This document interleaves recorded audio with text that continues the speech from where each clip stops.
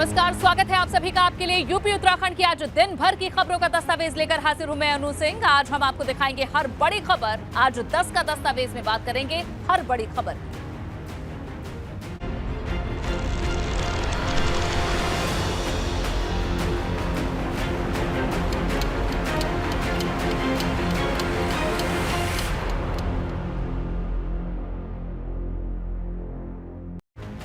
और खबरों की शुरुआत बरेली से एक बड़ी खबर आपको दे दें। सेना के जवान का ट्रेन से गिरने का वीडियो यहां से आया है।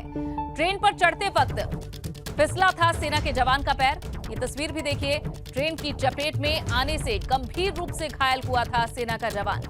रेलवे स्टेशन पर लगे सीसीटीवी कैमरे में ये पूरी घटना कैद हुई है। सेना के जवान ने टीटी पर लगाया था धक्का देने का ये आरोप। और आप देख सकते हैं किस तरह से ट्रेन से ये हादसे का शिकार हुआ है। ट्रेन पर चढ़ते वक्त सेना के जवान का पांव फिसल गया और जवान का कहना है कि टीटी ने धक्का दिया। धक्का देने का आरोप लगाया है।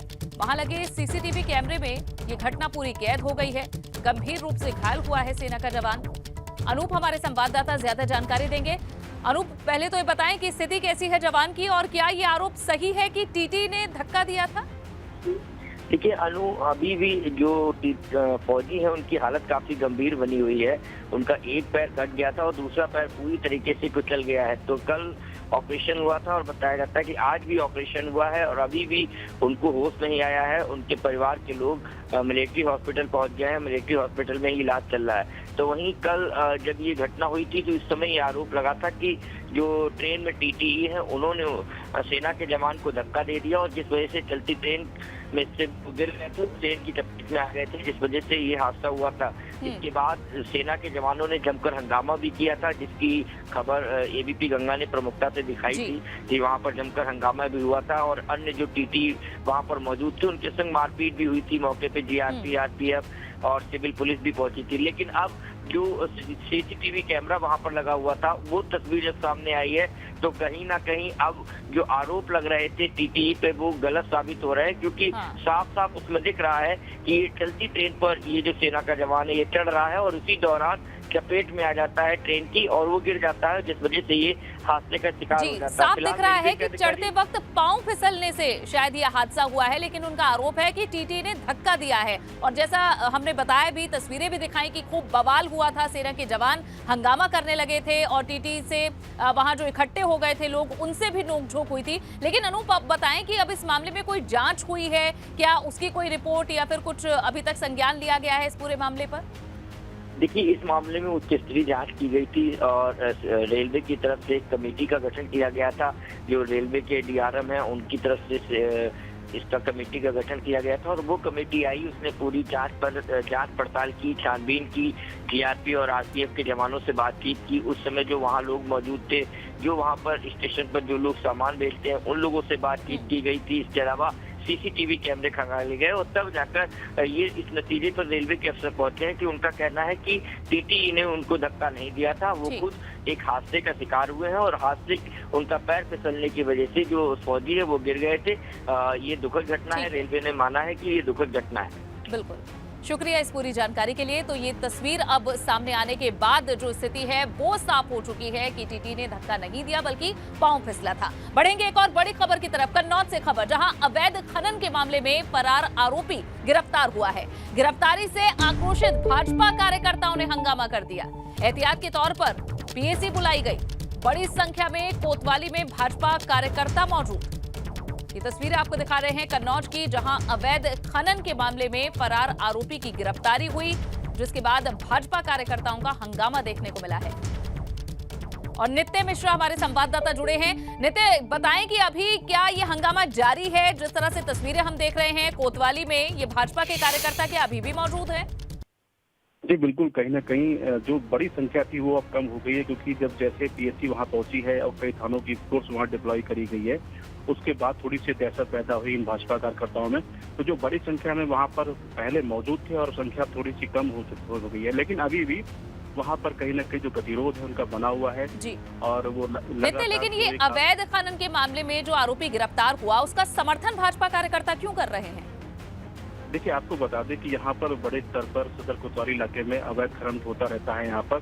और अभी विगत करीब एक हफ्ते पूर्व की बात है यहाँ पर कि यही दो पक्ष थे जो खनन करते हैं यहाँ पर। वो आपस में भिड़ गए थे और इनमें पुलिस वालों के सामने ही दिन दहाड़े गोली चलाई थी। तो इसको लेकर पुलिस विभाग ने अपनी तरफ से मुकदमा दर्ज कराया था, जिसमें 60 आरोपी बनाए गए थे, जिसमें 3 की गिरफ्तारी हो गई थी और अभी 4 फरार थे। तो एक आरोपी, ये भी मुख्य आरोपी बताया जा रहा था, जिसकी आज गिरफ्तारी हुई है और ये भाजपा नेताओं के काफी करीबी बताया जा रहा है। इसी बात को लेकर, उसको छुड़वाने को लेकर ये जो सारे कार्यकर्ता हैं वहाँ पर बड़ी संख्या में पहुंच गए वहां पर। लेकिन कुल मिला के जो आरोपी था उसको पुलिस ने नहीं छोड़ा वहां पर और भाजपा कार्यकर्ताओं ने काफी देर तक प्रयास किया उसको छुड़ाने के लिए। लेकिन वहां पर जब मामला बिगड़ा तो वहां पुलिस अधीक्षक ने कई थाने की फोर्स बुला ली, पीएससी बुला ली। जब पीएससी वहां पहुंची है मौके पर, तब ये इन भाजपा कार्यकर्ताओं में थोड़ा सा भय पैदा हुआ और धीरे धीरे फिर ये तितर-बितर हो गए। तो कुल मिला के अभी भी कुछ लोग वहाँ मौजूद हैं और वार्तालाप चल रही है पुलिस अधिकारियों से। जी ठीक, शुक्रिया इस जानकारी के लिए। और एक और बड़ी खबर सीतापुर से, जहां भाजपा विधायक ने सड़क पर चौकी इंचार्ज को फटकारा। पुलिस की वाहन चेकिंग को लेकर क्लास लगा दी। चेकिंग के नाम पर उत्पीड़न करने का आरोप लगाया है। मास्टरबाग चौकी इंचार्ज शिव विजय सिंह पर भड़के भाजपा के विधायक, जहां भाजपा विधायक मनीष रावत का अब वीडियो भी वायरल हो रहा है। बता रहा हूं कि ध्यान रखिए आप। पता चला पड़ोस से निकल जा रहा है, कोई बच्चे कहीं स्कूल दिन में लेके जा रहा है, छोड़ने जा रहा है, कहीं आना जाना हो रहा है, कोई दवाई लेने जा रहा है, कुछ भी काम करने जा रहा है, तो उसका ध्यान रखिए। इस चीज़ का लोकल का है भाई, ठीक समझा दो कि आप ध्यान रखिए। आप तो उसका चालन कर दो उठा के। आप महीने से क्या आपने नहीं कहा है। देखिए, शिकायतें आपकी शिकायत आप इसको कराइए इसको, आप ठीक है ना, आप बुला लीजिए, समझा दीजिए इनको पहले आप, ठीक है। तो ये वीडियो वायरल हो रहा है। भाजपा के विधायक हैं जो कि चौकी इंचार्ज को फटकार रहे हैं। उनका कहना है कि उनकी इस चेकिंग से बाधा उत्पन्न हो रही है, उत्पीड़न लोगों का हो रहा है, ऐसे आरोप लगे, ऐसी शिकायत उन तक पहुंची, जिसके बाद मास्टरबाग चौकी इंचार्ज शिव विजय सिंह पर भाजपा के विधायक मनीष रावत भड़कते हुए नजर आ रहे हैं। आना जाना हो रहा है, कोई दवाई लेने जा रहा है, कुछ भी काम करने जा रहा है, तो उसका ध्यान रखिए। इस चीज़ का लोकल का है भाई, ठीक समझा दो कि आप ध्यान रखिए। आप तो उसका चालन कर दो उठा के। आप महीने से क्या आपने नहीं कहा है। देखिए, शिकायतें आपकी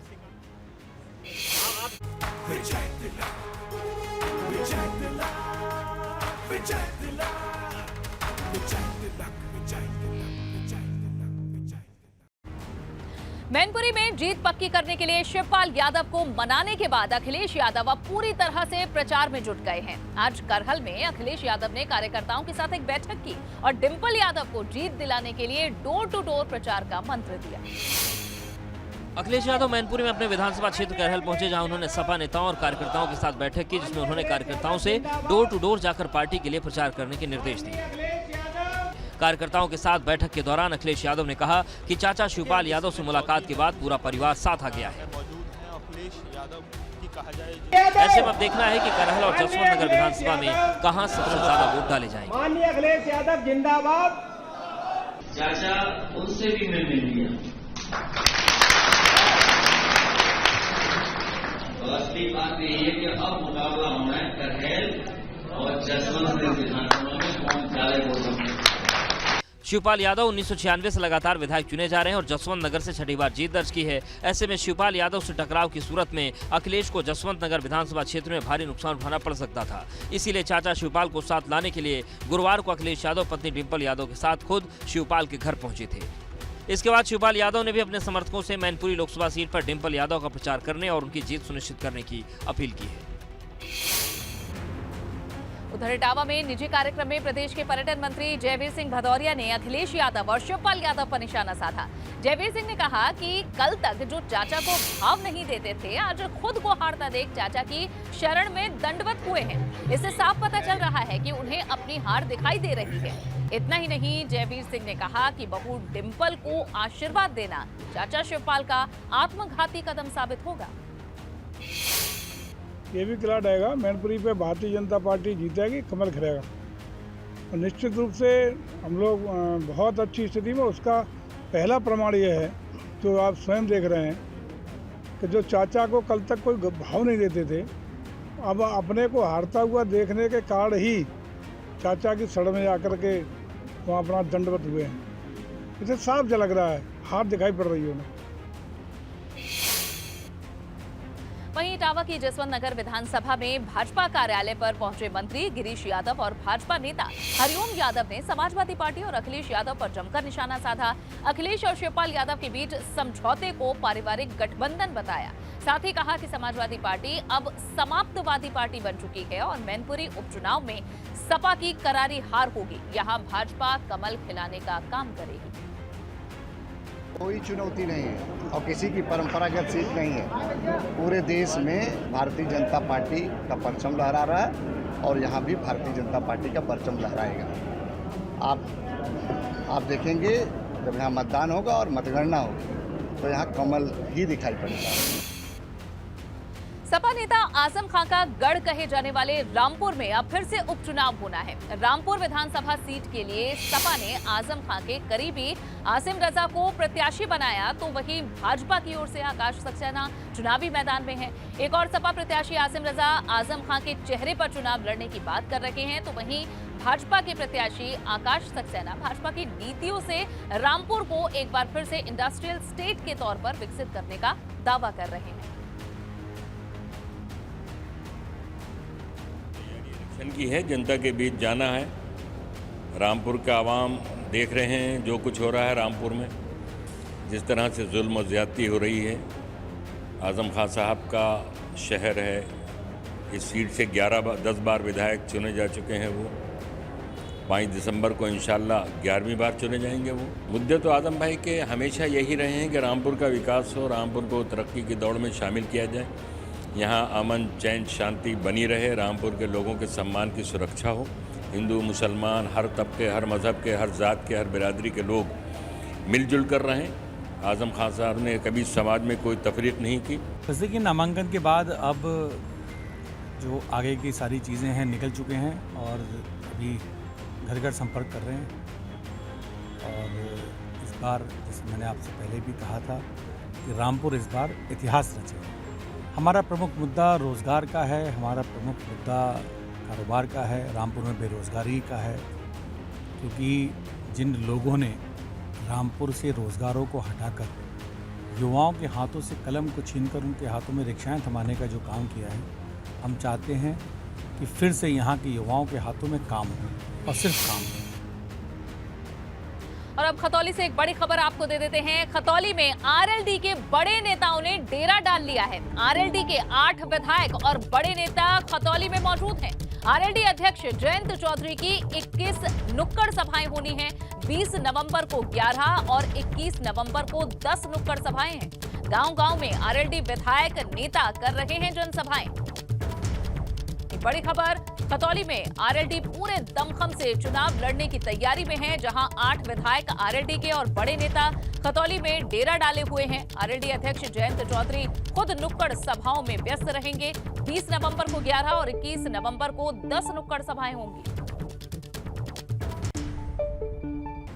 वहीं इटावा की जसवंत नगर विधानसभा में भाजपा कार्यालय पर पहुंचे मंत्री गिरीश यादव और भाजपा नेता हरिओम यादव ने समाजवादी पार्टी और अखिलेश यादव पर जमकर निशाना साधा। अखिलेश और शिवपाल यादव के बीच समझौते को पारिवारिक गठबंधन बताया। साथ ही कहा कि समाजवादी पार्टी अब समाप्तवादी पार्टी बन चुकी है और मैनपुरी उपचुनाव में सपा की करारी हार होगी। यहां भाजपा कमल खिलाने का काम करेगी। कोई चुनौती नहीं है और किसी की परंपरागत सीट नहीं है। पूरे देश में भारतीय जनता पार्टी का परचम लहरा रहा है और यहाँ भी भारतीय जनता पार्टी का परचम लहराएगा। आप देखेंगे जब यहाँ मतदान होगा और मतगणना होगी तो यहाँ कमल ही दिखाई पड़ेगा।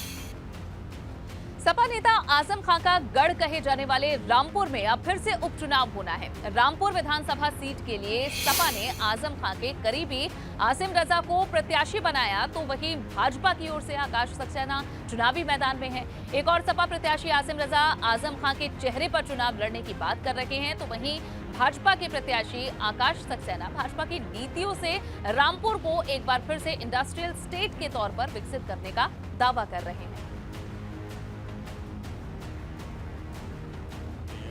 की है, जनता के बीच जाना है। रामपुर का आवाम देख रहे हैं जो कुछ हो रहा है रामपुर में, जिस तरह से जुल्म और ज़्यादती हो रही है। आज़म खां साहब का शहर है, इस सीट से 10 बार विधायक चुने जा चुके हैं वो। 5 दिसंबर को इंशाल्लाह 11वीं बार चुने जाएंगे वो। मुद्दे तो आदम भाई के हमेशा यही रहे हैं कि रामपुर का विकास हो, रामपुर को तरक्की की दौड़ में शामिल किया जाए, यहाँ अमन चैन शांति बनी रहे, रामपुर के लोगों के सम्मान की सुरक्षा हो, हिंदू मुसलमान हर तबके, हर मज़हब के, हर ज़ात के, हर बिरादरी के लोग मिलजुल कर रहें। आज़म खान साहब ने कभी समाज में कोई तफरीक नहीं की। जैसे कि नामांकन के बाद अब जो आगे की सारी चीज़ें हैं निकल चुके हैं और अभी घर घर संपर्क कर रहे हैं। और इस बार जैसे मैंने आपसे पहले भी कहा था कि रामपुर इस बार इतिहास रचेगा। हमारा प्रमुख मुद्दा रोज़गार का है, हमारा प्रमुख मुद्दा कारोबार का है, रामपुर में बेरोज़गारी का है, क्योंकि जिन लोगों ने रामपुर से रोज़गारों को हटाकर युवाओं के हाथों से कलम को छीनकर उनके हाथों में रिक्शाएं थमाने का जो काम किया है, हम चाहते हैं कि फिर से यहाँ के युवाओं के हाथों में काम हो और सिर्फ काम हो। एक और अहम खबर आपको दे दे, खतौली में भाजपा के दिग्गज भी झोंकेंगे ताकत। कल खतौली पहुंचेंगे कैबिनेट मंत्री जितिन प्रसाद, जहां प्रदेश महामंत्री एमएलसी अनूप गुप्ता भी खतौली पहुंचेंगे। कई गांव में भाजपा प्रत्याशी राजकुमारी सैनी के लिए वे वोट मांगेंगे। वोटों की अपील की जाएगी। भाजपा के दिग्गजों के द्वारा भी खतौली में भाजपा के दिग्गज ताकत झोंकते हुए नजर आएंगे। इसकी शुरुआत कल से ही हो जाएगी। कल खतौली में कैबिनेट मंत्री जितिन प्रसाद पहुंचेंगे, प्रदेश महामंत्री एमएलसी अनूप गुप्ता भी खतौली पहुंचेंगे। प्रदेश में होने वाले नगर निकाय चुनाव के लिए जारी होने वाली अधिसूचना का अभी और इंतजार करना पड़ सकता है। इसकी वजह है 5 दिसंबर से शुरू होने वाला विधानमंडल का शीतकालीन सत्र। दरअसल शीतकालीन सत्र के दौरान सरकार अनुपूरक बजट भी पेश करेगी। इस दौरान कुछ नई योजनाओं की घोषणाएं की जा सकती हैं। अगर सत्र के पहले अधिसूचना जारी हो गई तो चुनाव आचार संहिता लग जाएगी। ऐसे में किसी योजना का ऐलान करने से उसका असर चुनाव आचार संहिता पर पड़ेगा। हालांकि इस बारे में कोई भी अधिकारी कुछ भी बोलने से बच रहा है। आपको बता दें कि राज्य निर्वाचन आयोग को 8 जनवरी से पहले निकाय चुनाव करवाने हैं। मतदाता सूची के प्रकाशन के बाद निकाय चुनाव की अधिसूचना जल्द ही जारी की जाएगी। पहले माना जा रहा था कि ये अधिसूचना नवंबर के अंतिम सप्ताह तक जारी की जा सकती है, लेकिन अब ये अनुमान लगाया जा रहा है कि अधिसूचना 5 दिसंबर से शुरू होने वाले विधानसभा के शीतकालीन सत्र के बाद ही जारी होगी। इसके पीछे बड़ी वजह यह है कि इस बार जो शीतकालीन सत्र होगा उसमें सरकार अनुपूरक बजट भी लाएगी और संभव है कि सरकार इस दौरान कुछ नई योजनाओं की घोषणा भी करे। ऐसे में चुनाव आचार संहिता पर किसी तरह का असर न हो, इसी को देखते हुए यह अनुमान लगाया जा रहा है कि अब अधिसूचना जो है वो 3 दिन का जो शीतकालीन सत्र है उसके बाद ही जारी होगी। कैमरा सहयोगी हरिओम के साथ शैलेश अरोरा, एबीपी गंगा, लखनऊ। और अब बात करते हैं काशी तमिल संगमम की, जिसका आयोजन वाराणसी के एमपी थिएटर मैदान में हो रहा है। इसका उद्घाटन करने के लिए पीएम काशी आ रहे हैं। पीएम के दौरे के मद्देनजर सुरक्षा व्यवस्था चौकस है। वहीं पीएम के दौरे के खास मायने भी हैं। पीएम मोदी तमिल संगमम का उद्घाटन कर एक भारत श्रेष्ठ भारत का संदेश देंगे। पीएम तकरीबन 2 घंटे तक काशी में रहेंगे।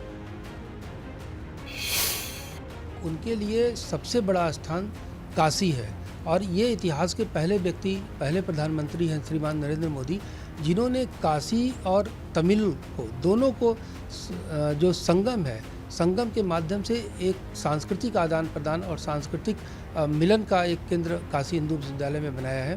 तो इसका बहुत ही बड़ा रिस्पांस आने वाला है और रिस्पांस ये आएगा कि दुनिया में आदमी चाहे जितो भी कर दे, नौकरी दे दे, चाहे उसको कोई भी अधिकार दे दे, लेकिन अगर उसको धार्मिक अधिकार देता है यानी धर्म से मिलाता है तो उसके लिए बड़ा महत्वपूर्ण होता है।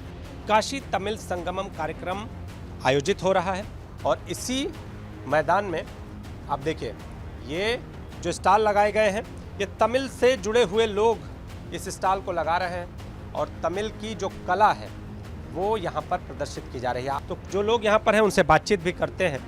पहले नाम जानेंगे आपका?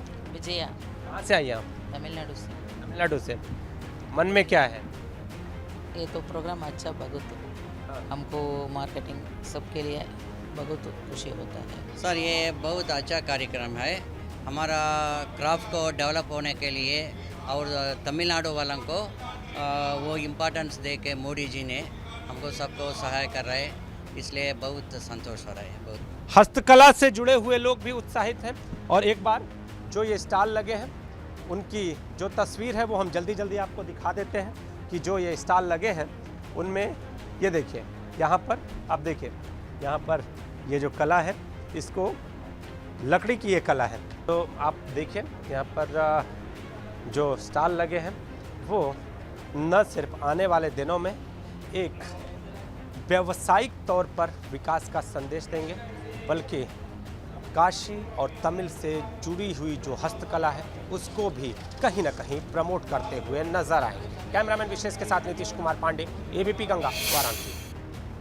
पीएम के पहुंचने से पहले बीएचयू के एमपी थिएटर मैदान में कार्यक्रम का रिहर्सल किया गया। इस दौरान तमिल समाज के लोगों ने स्वागत का अंदाज प्रदर्शित किया। जहां आपको बता दें कि तमिल संगमम में सांस्कृतिक कार्यक्रम के भव्य आयोजन की तैयारी है। पीएम के दौरे से पहले एक दिन पहले ही एमपी थिएटर मैदान में सांस्कृतिक मंच सजा, जो कि सभी के लिए आकर्षण का केंद्र बना है।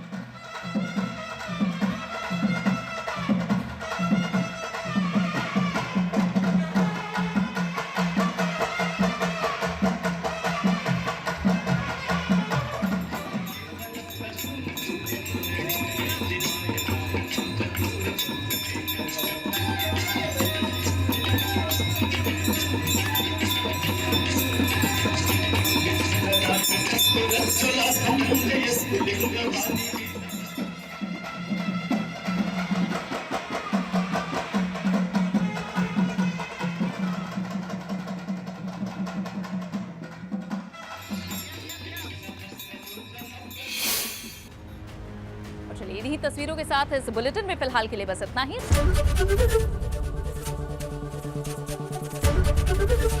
एबीपी गंगा, खबर आपकी, जुबान आपकी।